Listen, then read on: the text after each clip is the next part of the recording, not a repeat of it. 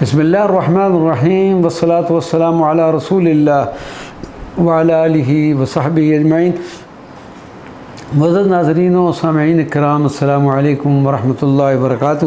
ایران کے ایک شہر مہان میں حضرت شاہ نعمت اللہ ولی رحمۃ اللہ علیہ کے مختصر احوال اور ان کے مزار مبارک کا تذکرہ کرتے ہیں۔ حضرت شاہ نعمت اللہ ولی کرمانی شام کے ایک شہر حلب میں پیدا ہوئے۔ آپ کے والد محترم جناب میر عبداللہ اپنے وقت کے صوفی بزرگ اور مرشد راہ تھے۔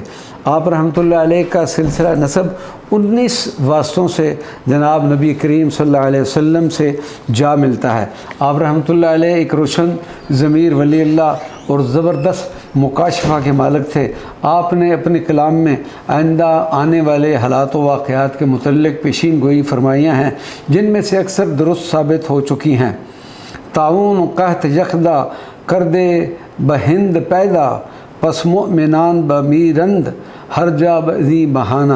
ہندوستان میں تعاون اور قحط ساتھ ساتھ نمودار ہوں گے، جس سے بے شمار مسلمان موت کی آغوش میں چلے جائیں گے۔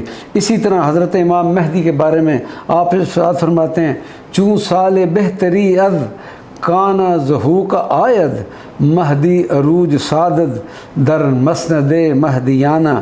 جب آئندہ کانا ظہو کا سال آئے گا تو مہدی مسند مہدیانہ پر جلوہ افروز ہوں گے۔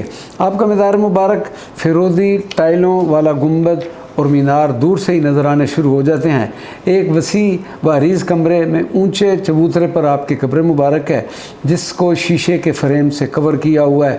پورے کمرے میں نہایت خوبصورت اور قیمتی قالین بچھے ہوئے ہیں۔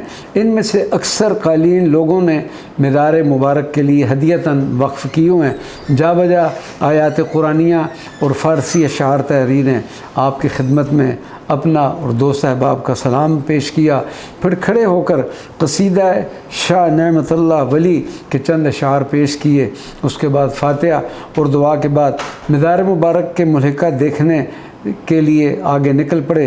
مزار کے ساتھ زمانہ قدیم کی ایک انتہائی خوبصورت اور وسیع مسجد موجود ہے، اور اس کے چھوٹے سے ایک کمرے میں آپ کی چلا گاہ ابھی تک موجود ہے۔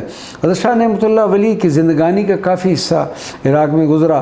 اس کے بعد تقریباً 7 سال مکہ مکرمہ میں گزارے، پھر سمرقند، ہرات اور یزد سے ہوتے ہوئے مہان پہنچے، اور پھر اپنی طویل زندگی کا بقیہ حصہ مہان میں ہی گزارا۔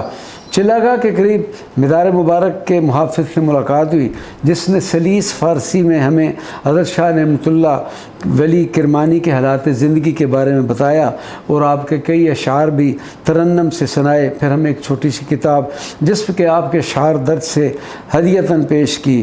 اس میں سے کچھ اشعار اس طرح سے ہیں، قدرت کردگار می بینم، حالت روزگار می بینم۔